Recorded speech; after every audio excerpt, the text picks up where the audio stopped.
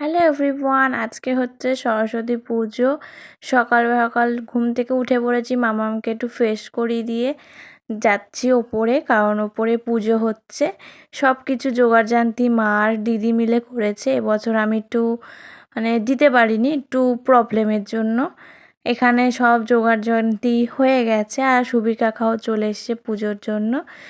আর আমাদের পাড়াটা আগে সেরে তারপরে সুবীর কাকা অন্য পাড়ায় যায়, কারণ একবার পাড়া থেকে বেরিয়ে গেলে সুবীর কাকাকে পাওয়া খুব দুষ্কর এই পুজো আচ্ছার দিনে।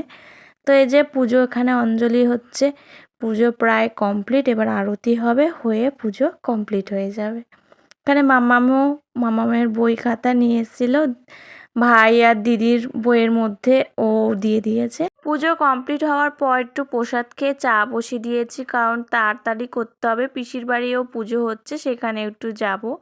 চাটা খাওয়ার পর স্নান টান করে রেডি হচ্ছি, মামামকে হাফ রেডি করে দিয়েছি আর আমিও আস্তে আস্তে রেডি হচ্ছি। হওয়ার পর এই যে বেরিয়ে পড়েছি রেডি হয়ে। এই শাড়িটা পরেছি আর এই বড় একটা কানের, আর গলায় কিছু পরিনি, এই সিম্পল চেনটাই।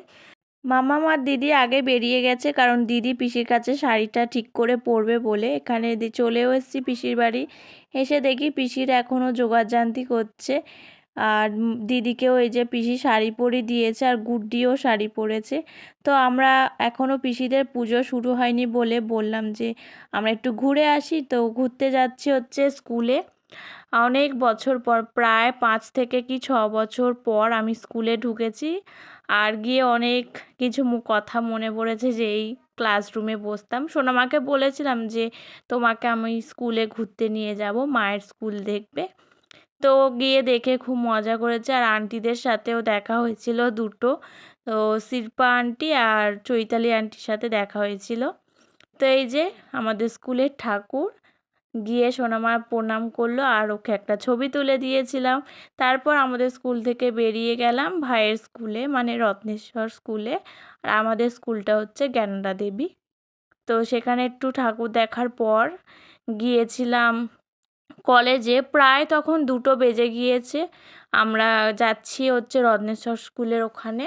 মাম্মামকে তার মধ্যে একটা আইসক্রিম কিনে দিয়েছি, কারণ ওর বায়না। তো ওখানে গিয়ে মঞ্জুশ্রী দিদি যেহেতু এই স্কুলে পড়তো, স্কুলের আন্টিদের আর স্যারেদের সাথে কথা বলছিল। আমরা ততক্ষণ একটু ঠাকুর নমস্কার করে বেশ অনেকটা ছবি তুলেছি, দিদি, আমি, সোনামা আর মঞ্জুশ্রী দিদি মিলে।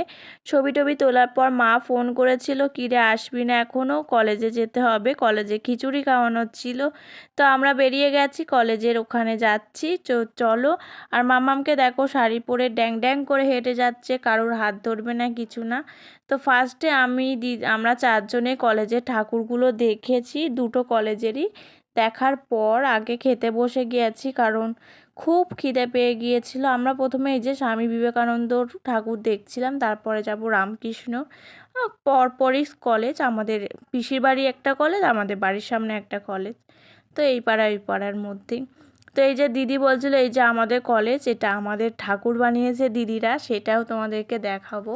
তো চলো, দিদিরা এই নিয়ে 3 বছর হচ্ছে ঠাকুর নিজের হাতেই বানাচ্ছে।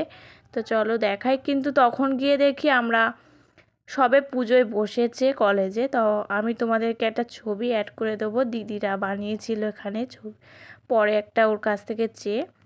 তো তারপর আমরা এই যে ক্যান্টিনে যাচ্ছি, ক্যান্টিনেই খাওয়ার আয়োজন করে, প্রতি বছরই করে। আগের বছর আমরা এখানে ছিলাম না, তার জন্য আসা হয়নি। এখানে আমরা 3-4 জনে বসে পড়েছি। খিচুড়ি, গোটা চচ্চড়ি, চাটনি, পাঁপড়, মিষ্টি।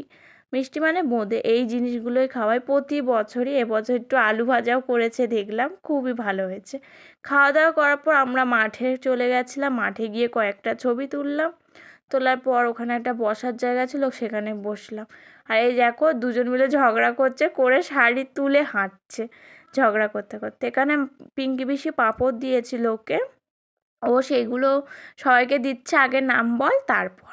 তো যাই হোক, অনেক বিকেল হয়ে গেছে, চলো বাড়ি যাওয়া যাক। বাড়ি গিয়ে একটু উনো খেললাম। উনো খেলার পর সবাই মিলে রেস্ট নিলাম।